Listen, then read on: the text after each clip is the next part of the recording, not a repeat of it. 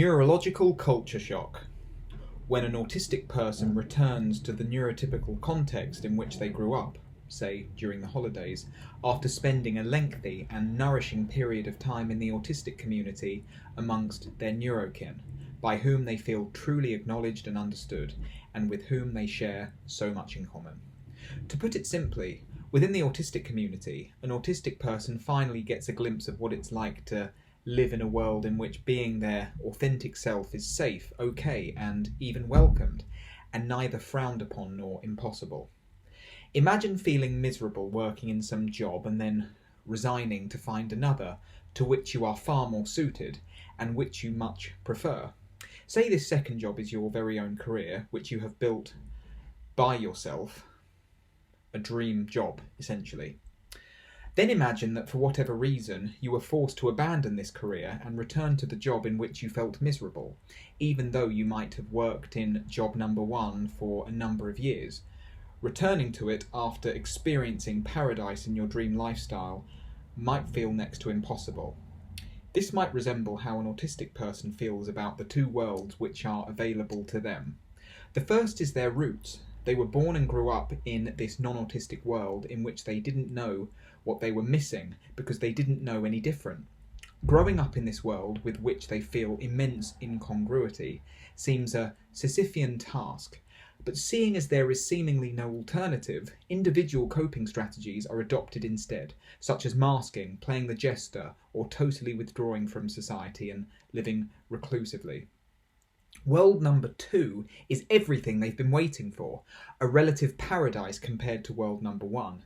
Entering a community of blissful congeniality can feel like coming home, and although not the home of one's blood family or of one's roots, it still feels more like a real home, and in some cases, for those who hail from particularly horrific backgrounds, like coming home to a real family. I wasn't able to do Christmas last year because I was overwhelmed by neurological culture shock. My family congregated at a relative's house on Christmas Eve, at which we would all spend Christmas Day.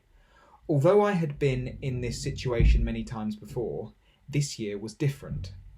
Honestly speaking, I had noticed an unrelenting decline in my ability to tolerate national holidays in the years leading up to 2019.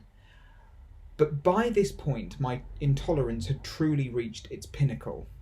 By last year, I meant 2 years ago, by the way. When I first arrived, I tried my hardest to convince myself and others that I was excited to be there, but inside I was buckling under a swelling sense of foreboding. The superficial enthusiasm I feigned and exuded was in short supply, and because I was quite overbearing, it was obvious, to me at least, that I was going to burn through it all rather quickly.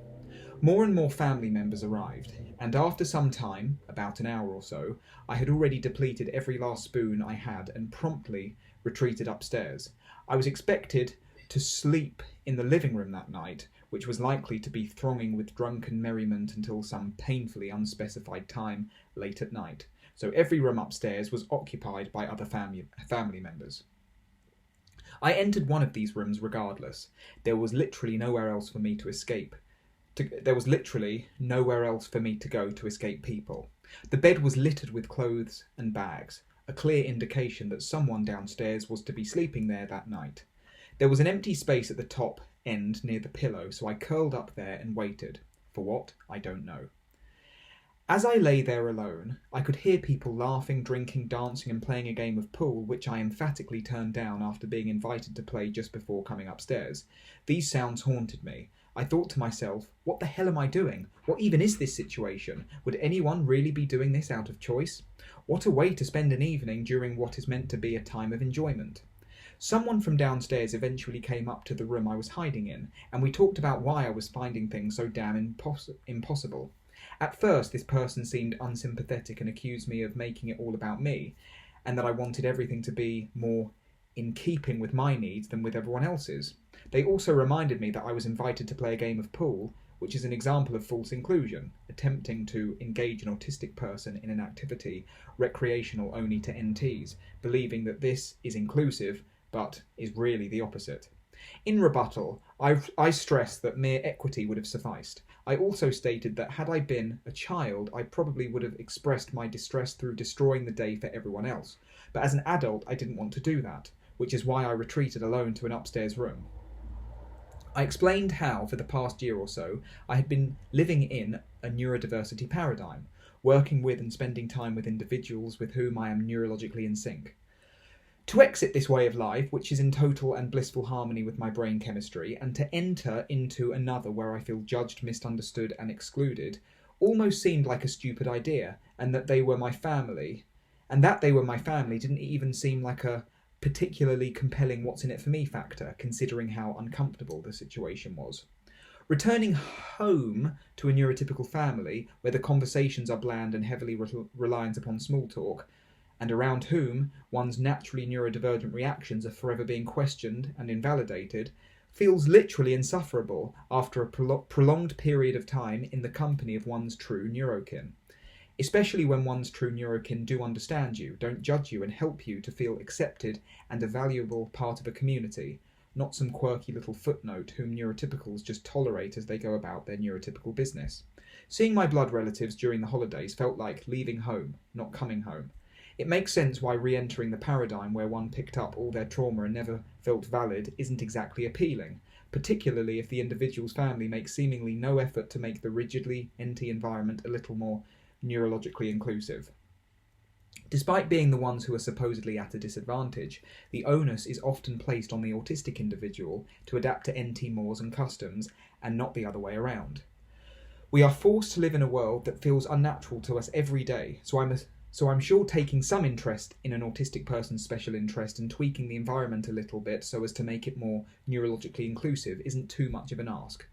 Alas, that Christmas Eve, after only a couple of hours, I couldn't bear the neurological culture shock any longer and chose to spend Christmas alone.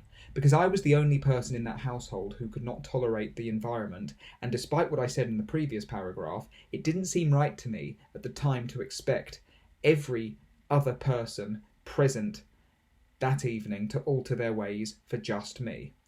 They had been doing Christmas in this fashion since long before I was born, so I didn't see why they should change their tradition when I could have just spared them the hassle and left them to it. And that's exactly what I did. Spending Christmas alone was depressing at times, but it certainly was the lesser of two evils.